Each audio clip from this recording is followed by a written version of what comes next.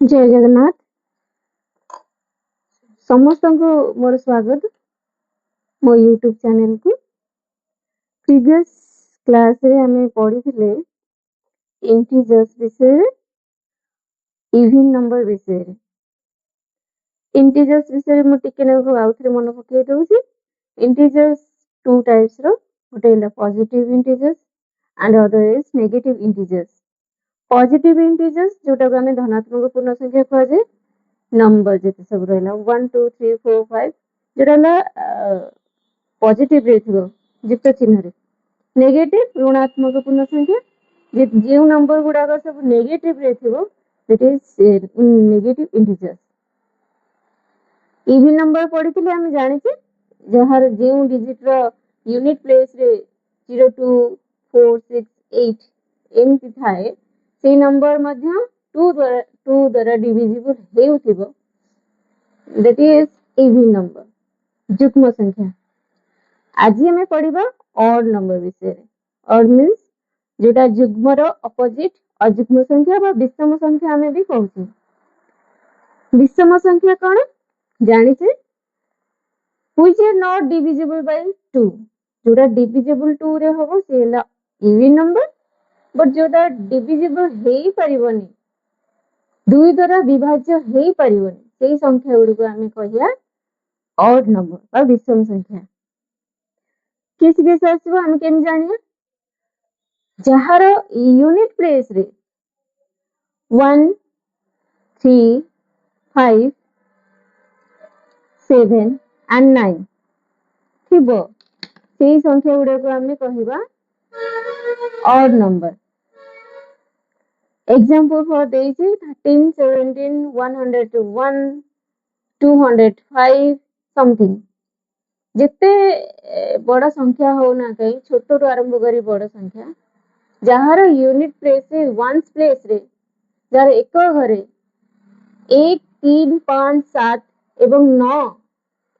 संख्या गुडी थिबो से संख्या अयुग्म संख्या से संख्या केबे भी 2 द्वारा विभाज्य हे परिबो it is not divisible by 2 this is called odd number okay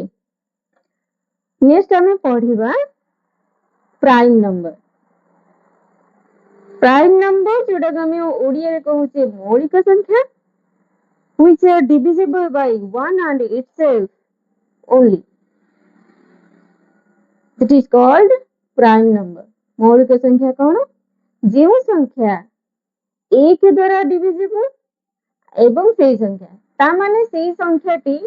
केवल दीटा फैक्टर बाहरिबो जो संख्या को हमें डिवाइड करूचे से संख्यार अति बेसी कहिले दीटा हला फैक्टर माने विभाजिक विभाजीकरण हे परिबो दीटा फैक्टर बाहरी पड़थबो ताको हमें कहिबा मौलिक संख्या फॉर एग्जांपल 2 ताको हमें जदी कोन कहूची 2 रो फैक्टर दीटा ही बाहरिबो जहा को मल्टीप्लाई करे 2 into 1 जदी हमें एमिति नॉर्मल बुझिया 2 को हमें 1 द्वारा डिविजिबल कर परिया 1 2 जा 2 इक्वल टू 0 आउ 2 को कोथरे करि परिया 2 द्वारा 2 1 जा 2 इक्वल टू 0 आउ कोनोसी संख्या डिविजिबल हे परिबो की नै ना ता माने एठी केतेटा बाहरला संख्या तो गोटे ला 2 आ गोटे ला 1 सेति बाई कहली 1 गोटे तो मस्ट रहिबो ता सहित इटसेल्फ माने जे संख्या सेही संख्याटा ही केवल रहइबो 2 2 ही बाहरला आ एक एक्स्ट्रा ताले केतेटा बाहरला नंबर दीटा फैक्टर बाहरला जो संख्यार दीटा फैक्टर थिबो सेही संख्या गुडी को हमें कहिबा प्राइम नंबर और ओडिया रे हम तो कहया मौलिक संख्या ओके हमें काढी परिया 2 गोटे होला जदी प्राइम नंबर सेमते आउ को संख्या उडा प्राइम नंबर फॉर एग्जांपल 3 3 रो से 1 आउ 3 गोटे 1 फैक्टर बारिबा गोटे 3 सेमती 5 1 गोटे 5 बारिबा 6 हबो की ना 6 रे हेले तो बहुत ही होची 6 मने कर हम नबा 2 into 3 बारी पड़ची 6 आ कोन बारिबो 6 into 1 तमने एठी कितना फैक्टर बारिबेला 1 2 3 4 मु कहितली केवल दीटा फैक्टराइजेशन दीटा फैक्टर जो संख्या रो बारिबो सेटाला मौलिक संख्या କିନ୍ତୁ ଏଠି 2 ରୁ ତ 4 ହେଇଯାଉଛି, ତ ଏଇଟା ହବନି କଣ ମୌଳିକ ସଂଖ୍ୟା ହେଇପାରିବନି ହେଲା। ନେକ୍ସଟ ଆଉ ବାକି ତକ ଆପଣ ମାନଙ୍କୁ କାଢିବାକୁ ହବ। ଯେମିତି ମୁଁ 2 3 5 କଲି ସେମିତି 7 ହବ। ନ ହବ କି ନା ନ ହବନି, 11 ହବ, ଦେନ୍ 13 ହବ, ଏମିତି ବହୁତ ସାରା ଅଛି। ମୋର ଗୋଟିଏ କ୍ୱେଶ୍ଚିନ୍, ଯଦି ଏମିତି 1 ରୁ 100 ମଧ୍ୟରେ କେତୋଟି ମୌଳିକ ସଂଖ୍ୟା ବା କେତୋଟି ପ୍ରାଇମ ନମ୍ବର୍ସ ଅଛି ତାକୁ କମେଣ୍ଟ ମାଧ୍ୟମରେ ମତେ ଜଣେଇବେ। ନେକ୍ସଟ ଆମେ ଜାଣିବା ତାର ପ୍ରପର୍ଟିଜ। ଆମେ କେମିତି ଜାଣିବା ତାର କଣ କଣ, ଆମେ ଯେମିତି ଘର ମାନଙ୍କରେ ସେମିତି ନିଜର କିଛି ପ୍ରପର୍ଟିଜ ଥାଏ, ସେମିତି ମୌଳିକ ସଂଖ୍ୟାର ପ୍ରପର୍ଟିଜ ଗୁଡାକ କଣ। ମୁଁ ଏଠି ମାରି ଦେଇଛି ପ୍ରପର୍ଟିଜ ଗୁଡାକ। ସିଏ ହେଲା ସବୁତକ ଯେତେ ସବୁ ମୌଳିକ ସଂଖ୍ୟା ନିଶ୍ଚୟ ପଜିଟିଭ ହିଁ ହେବେ। ଆଉ କଣ, ଯାହାର ହଁ ପଜିଟିଭ, 0 ମୌଳିକ ହବନି